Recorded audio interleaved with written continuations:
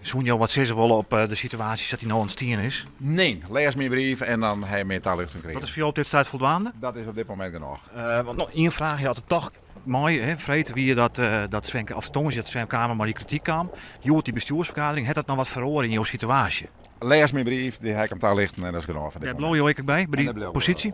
Ik bleef bij de brief die schreeuwen, uiteraard. Je bent nou KNSB-voorzitter al. Het is jong ledenraad en het wordt is een ledenraad.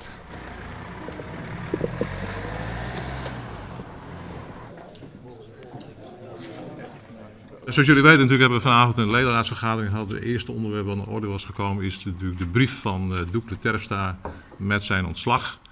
Alhoewel de meerderheid van de ledenraad het bijzonder spijtig vindt dat de heer Terpstra opstaat, heeft de ledenraad toch besloten om zijn ontslag te accepteren en te accorderen. Doekle Terpstra, daarvan zeg je hem, wij accepteren zijn ontslagaanbod. Waarom?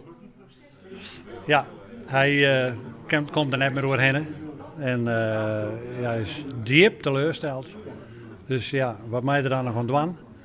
En het is geen haalbare kaart meer. Dus hij zet hem er ook net meer vriend.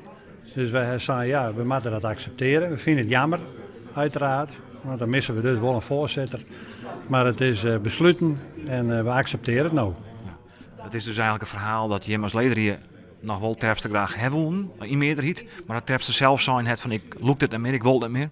Nee, precies. Daar komt het op del.